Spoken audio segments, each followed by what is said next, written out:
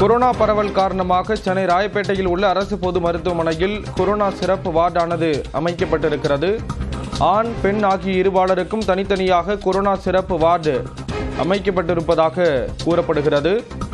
மாநில அரசுகள் முன்னெச்சரிக்கை நடவடிக்கைகளை எடுக்க மத்திய சுகாதாரத்துறை உத்தரவிட்டிருக்கக்கூடிய நிலையில் இந்த நடவடிக்கையானது மேற்கொள்ளப்பட்டிருக்கிறது.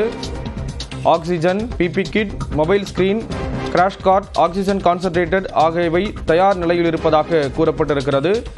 கொரோனா சிகிச்சைக்கென சிறப்பு வார்டானது சென்னை ராயப்பேட்டையில் இருக்கக்கூடிய அரசு மருத்துவமனையில் அமைக்கப்பட்டிருக்கிறது.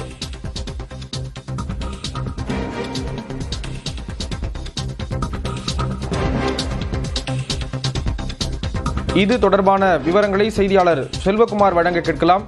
செல்வகுமார், விவரங்களை பகிர்ந்துக்கலாம். நாடு முழுவதும் கொரோனா பரவல் அதிகரித்து வரக்கூடிய ஒரு சூழல். ஒரு வீரியமில்லாத கொரோனா தான் இருந்தாலும் கூட இணை நோய் உள்ளவர்களுக்கு பாதிப்பு அதிகம் வரும். இதன் காரணமாக ஒரு முன்னெச்சரிக்கை நடவடிக்கையாக பொது சுகாதாரத்துறை அனைத்து அரசு மருத்துவமனைகளிலும் தனி வார்டு ஒதுக்குமாறு கேட்டுக்கொண்டது. அதையடுத்து முதற்கட்டமாக தற்போது சென்னை ராயப்பேட்டையில் உள்ள அரசு மருத்துவமனையில் தனி வார்டு கொரோனாவுக்காக திறக்கப்பட்டிருக்கிறது. 4 பெட் ஆண்களுக்கும் 4 பெட் பெண்களுக்கும் ஒதுக்கப்பட்டுள்ளது. இதுவரைக்கும் எந்த நோயாளிகளும் இங்கே சிகிச்சை பெறுவதற்கு வரவில்லை. தொற்று பாதிப்பு அதிகமாக இருக்கக்கூடியவர்கள் இங்கே அனுமதிக்கப்பட இருக்கிறார்கள். எனவே ஒரு தனிமைப்படுத்தப்பட்ட வார்டாக இது மாறி இருக்கிறது.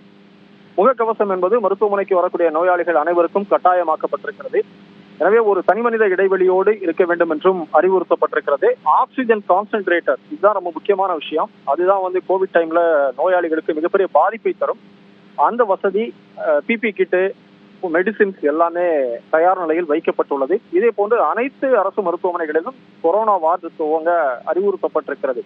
எனவே பொதுமக்கள் அச்சப்பட தேவையில்லை என்று மீண்டும் மீண்டும் வலியுறுத்தி கொண்டே இருக்கிறது சுகாதாரத்துறை. இருந்தாலும் கவனமுடன் இருக்க வேண்டியதும் அவசியம் என்றும் குறிப்பிடப்பட்டிருக்கிறது. ஸ்ரீராம், தகவல்களை வழங்கியதற்கு நன்றி செல்வகுமார்.